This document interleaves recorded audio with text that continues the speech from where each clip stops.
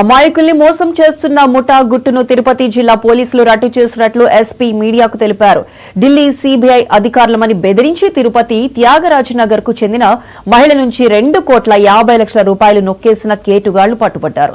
నిందితురాలి ఫిర్యాదుతో తిరుపతి పోలీసులు రంగంలోకి దిగారు.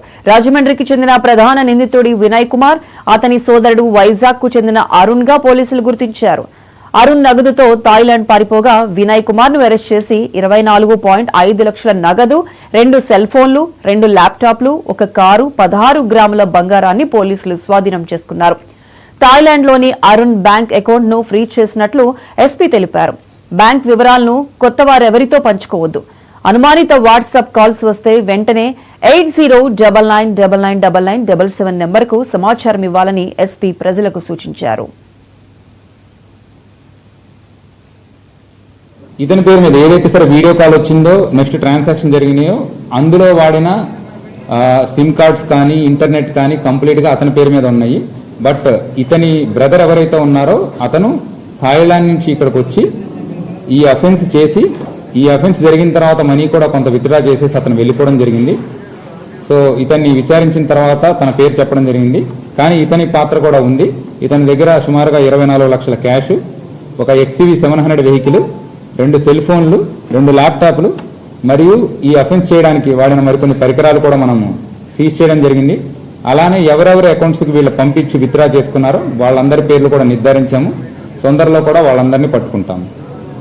దీని పరంగా అందరికీ చెప్పేది ఏంటంటే, తిరుపతి జిల్లా వాసులు ఎవరైనా సరే ఇటువంటి ఫోన్ కాల్స్ వస్తే దీన్ని డిజిటల్ అరెస్ట్ మోసం అంటారు. ఇలాంటి డిజిటల్ అరెస్టులు పోలీసులు కానీ, సిబిఐ కానీ, సిఐడి కానీ ఎవరు చేయరు. ఎవరైనా సరే పోలీసులు రావాలన్నా ఫిజికల్గా మీ దగ్గరకు వచ్చేసి మీరు ఏదైనా తప్పు చేస్తుంటే దానికి సంబంధించిన ఆధారాలు ఇవన్నీ చూపించి అరెస్టులు కానీ ఏమైనా చేయడం జరుగుతుంది. కానీ మీ మీద కేసులు ఉన్నాయని వాట్సాప్ వీడియో కాల్స్, లేదంటే స్కైప్లో కాల్స్, లేదంటే వాట్సాప్లో ఆడియో కాల్స్ చేసి బెదిరిస్తున్నారంటే మీరు వాళ్ళ మాటలు నమ్మాల్సిన అవసరం లేదు. మీకు ఏదైనా డౌట్స్ ఉన్నట్లయితే మీరు డయల్ 112 కాల్ చేయొచ్చు. లేకపోతే మీరు ఏమైనా ఆల్రెడీ ట్రాన్స్ఫర్ చేసినట్లయితే ఇమీడియట్గా 1930 కాల్ చేయండి. లేదంటే జిల్లా command control number, WhatsApp number ఎప్పుడు అందరి సేవ కోసం వినియోగిస్తున్నాము. సో 8099999977 ఈ నెంబర్కి మీరు కాల్ చేసి మీకు ఏదైనా కంప్లైంట్ ఉంటే రిజిస్టర్ చేసినట్లయితే మేము ఇమీడియట్గా దీని మీద చర్యలు తీసుకోవడం జరుగుతుంది. Thank you. మొత్తం ఒక 13 అకౌంట్స్ డేటా వచ్చిందండి. ఇతని దగ్గర ఇతను మేజర్, అంటే ఎవరైతే సరే వాడారో, అంటే ఇప్పుడు మీకు వీడియో కాల్ వచ్చిందంటే ఒక నెంబర్ నుంచి వస్తుంది కదా, ఆ నెంబరు అతంతా కూడా ఇతనే వాడుతున్నాడు. కాకపోతే అమౌంట్ విత్డ్రా చేయడం అనేది చాలా మందికి పంపించారు.